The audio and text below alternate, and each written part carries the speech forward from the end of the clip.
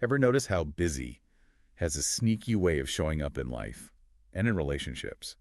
It can feel like you're both just trying to keep your heads above water. It's so true. And everyone wants to think, oh, relationships should be easy. Right, but like, easy, really. It's not always a walk in the park, especially when life gets hectic. That's what we're diving into today, actually figuring out how to keep those relationships strong, even when to-do lists feel never-ending. We're going to dig deep into some really practical tips today. Because, honestly, who couldn't use a little more of that? Hmm.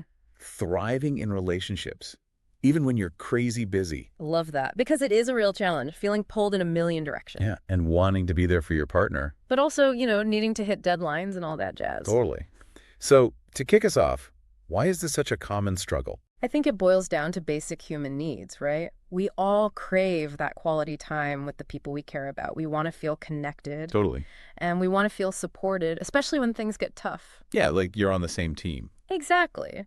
But when we're constantly on, it's easy to let those needs fall by the wayside. Absolutely. Okay. Okay, so knowing that, what can we do about it? Let's dig into those tips. Let's do it. I'm all ears, and I think a lot of our listeners probably are too. All right, so first up, prioritizing quality time. It's like easier said than done, though, right? It really is. And this is where people get tripped up. They think, oh, quality time, that equals a fancy date night or a weekend getaway. Yeah, and then when they can't make those big things happen, It feels overwhelming, right? it does. But really, it's about those small, intentional moments of connection that can make all the difference. Give me an example. What does that look like in real life? So imagine this.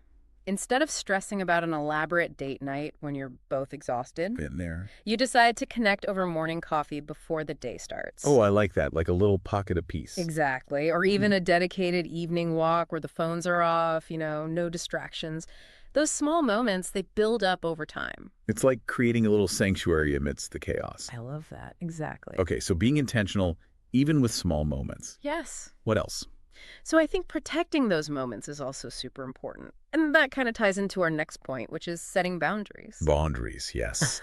How do we actually do that when work emails are like, always there? I mean, it's so easy, especially these days, to let work creep into every single aspect of our lives. I'm totally guilty of this. I've answered work calls during movie night. Oh, I've definitely been there. It happens. But here's the thing. How can we create sacred spaces in our day? Like, okay, from 6 to 8 p.m., work is off limits. It's a conscious choice. Exactly. And it makes those moments together that much more meaningful. So we've talked about being intentional with time. We've talked about setting boundaries. But what about when schedules inevitably collide? Oh, that's where communication is absolutely key. It's so important. Because unspoken expectations, they can lead to so much resentment and frustration. Absolutely. It's like you said earlier. One person might be picturing a romantic evening while the other is up to their eyeballs in deadlines. Ugh, the worst. Honey, why aren't you more romantic? I'm drowning in spreadsheets, that's why. Exactly. A simple conversation could have totally prevented that. Totally. And it's not about adding another to-do to the list, right? Like, okay, now we got to have a formal relationship meeting about our feelings. No, not at all. Think of it as like little check-ins. How are you feeling? Is there anything I can take off your plate this week? Okay, so regular check-ins, but keep them natural. Yeah, and short. Don't overthink it. So summing it all up, it sounds like we've got 3 key things. Prioritize quality time, set boundaries, and communicate openly. You got it. Amazing advice.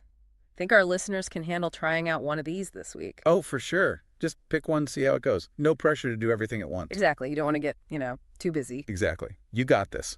Thanks for joining us today. Until next time, keep those relationships strong. And remember, sometimes busy is just a state of mind.